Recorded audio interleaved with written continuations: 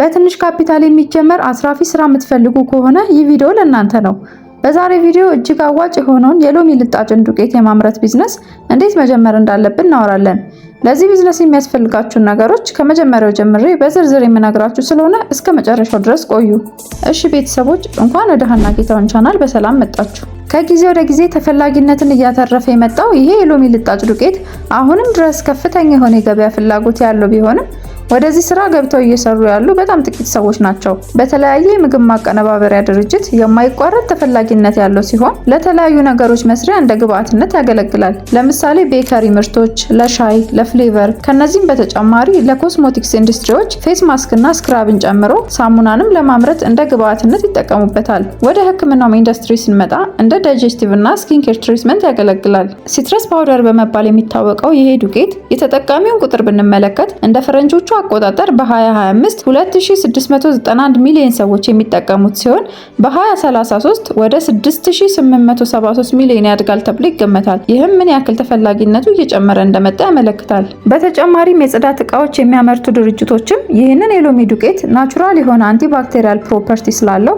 እንደ ግብዓትነት ይጠቀሙበታል። በአሁን ጊዜ ምንም አይነት ኬሚካል ያልተጨመረበት ኦርጋኒክ እና ከኬሚካል የጸዱ ምርቶችን ተጠቃሚው ሰው ስለበዛ ይሄ ቢዝነስ ከፍተኛ የሆነ የማደግ አቅም አለው። ወደዚህ ቢዝነስ በመቀላቀል በሀገር ውስጥ ምርቶችን ለማምረት አሊያም ኤክስፖርት እያደረጉ ቢሰራበት አዋጭነቱ የተረጋገጠ ነው። ወደዚህ አዋጭ ቢዝነስ ለመግባት የሚያስፈልጉ ነገሮች ልንገራችሁ። አንደኛ፣ ቢዝነስ ፕላን ማዘጋጀት። በስርዓት የተቀናጀ ቢዝነስ ፕላን ማዘጋጀት ለቢዝነሱ ውጤታማነት ትልቅ አስተዋጽኦ አለው። ቢዝነስ ፕላን ስታዘጋጁ እነዚህን ነገሮች ማካተት አለባችሁ። የቢዝነሱን ዓላማ መጻፍ፣ እንዲሁም ተጠቃሚዎቻችሁ ወይንም የእናንተ ምርት የሚፈልጉ ሰዎች እነማን እንደሆኑ መለየት፣ የምትሸጡበትን ዋጋ ከምን እስከ ምን ሊሆን እንደሚችል ማወቅ። በተጨማሪም ሎሚውን የሚያቀርብላችሁ ሰፕላየር ገበሬ ሊሆን ይችላል ወይንም ነጋዴ፣ ብቻ አቅርቦት የምታገኙበትን ሰፕላየር በቢዝነስ ፕላን ውስጥ ማካተት ይኖርባችኋል። በመቀጠልም ምርቱን ለማምረት የምታወጡትን ወጪ ከሚያስፈልጋችሁ ማሽኖች ጀምሮ እያንዳንዱን ለቢዝነሱ መነሻነት የሚያስፈልጋችሁን ወጪ ማስፈር ይኖርባችኋል። ወደ ስራው ከገባችሁ በኋላ ደግሞ ምን ያክል ትርፍ እንደሚጠበቅ ቢዝነስ ፕላኑ ላይ ይገለጻል። በነገራችን ላይ ወደዚህ ቢዝነስ ሲገባ የሎሚ ዱቄቱን አምርቶ ከመሸጥ በተጨማሪ ጎን ለጎን ከዚህ ስራ ጋር የተያያዙ ነገሮችንም ለገበያ ማቅረብ ይቻላል። ለምሳሌ ከላይ መጀመሪያ ላይ ዘረዘርኳቸውን በዚህ ፓውደር የሚሰሩ ምርቶችንም አያይዛችሁ ለገበያ ማቅረብ ትችላላችሁ።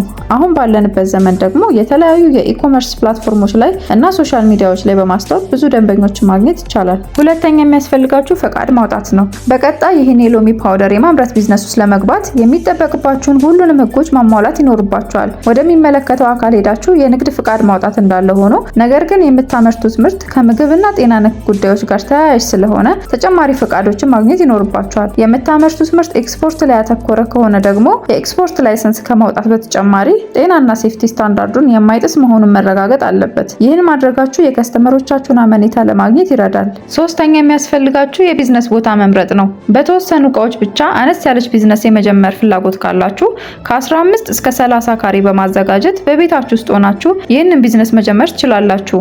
የሚሆነውም አነስ ያለ ቢዝነስ ለመስራት ላሰባችሁ ሰዎች ነው። በሚዲየም ወይም የመካከለኛ ደረጃ ለምትፈልጉ ደግሞ ከ30 ካሬ እስከ 50 ካሬ ማዘጋጀት ይኖርባቸዋል። ይህም ደግሞ ለዚህ ስራ የተለያዩ መካከለኛ ማሽኖችን የምትጠቀሙ ሲሆን ለምሳሌ መካኒካል ሲስተምን ተጠቅማችሁ የሎሚ ልጣጭን ማድረቅ ስትፈልጉ ካደረቀ በኋላ ደግሞ የራሱ መፍጫ የምታዘጋጁለት ከሆነ እንዲሁም የራሳችሁን ብራንድ ክሬት አድርጋችሁ የምታሽጉ ከሆነና ማሸጊያ ማሽን የምትጠቀሙ ከሆነ ለእነዚህ ማሽኖችና መስሪያ ቦታ የሚያገለግል ቦታ ያስፈልጋችኋል ማለት ነው። ሌላው ደግሞ ትልቅ ኢንዱስትሪ የመገንባት እቅድ ካላችሁ ያመረታችሁትን ምርት ከማከፋፈል ጀምሮ ኤክስፖርት እስከ ማድረግ የሚደርስ የማምረቻ ድርጅት ማቋቋም የምትፈልጉ ከሆነ ከ1000 ካሬ በላይ የሆነ ቦታ ማዘጋጀት ይኖርባችኋል። ይህም ለምትጠቀሟቸው ትላልቅ ማሽኖችና ለምትቀጥሯቸው ሰዎች የሚሆን በቂ ቦታ ማዘጋጀት ስላለባችሁ ነው። አራተኛ የሚያስፈልገው ካፒታል ማዘጋጀት ነው። እዚህ ቢዝነስ ላይ ኢንቨስት የምታደርጉት የገንዘብ መጠን የሚወሰነው እንደምትጀምሩት የቢዝነስ ደረጃ ሲሆን ለምሳሌ የቢዝነሳችሁ ደረጃ፣ የምትመርጡት ቦታ፣ የምትገዟቸው ማሽኖችና ጥሬ ዕቃዎች ላይ ተመርኩዞ ሲሆን በተጨማሪም ሌሎች የምትጠቀሟቸው እንደ ኤሌክትሪሲቲ፣ ትራንስፎርሜሽን፣ የሰራተኛ ደሞዝ፣ ኪራይ እና ሌሎች ተጨማሪ ወጪዎችን ከግምት ውስጥ በማስገባት ነው። የሚያስፈልጋችሁን ካፒታል ደግሞ በዝርዝር ለማወቅ የእያንዳንዱን ማቴሪያል ወጪ በጥልቀት ማጥናት ይጠበቅባችኋል። አዲስ ቢዝነስ ጀምሩ ደግሞ አነስ ባለ ካፒታል ጀምራችሁ እያሳደጉ መሄድ የተሻለ ምርጫ ነው። አምስተኛ የሚያስፈልጋችሁ ጥሬ ዕቃ።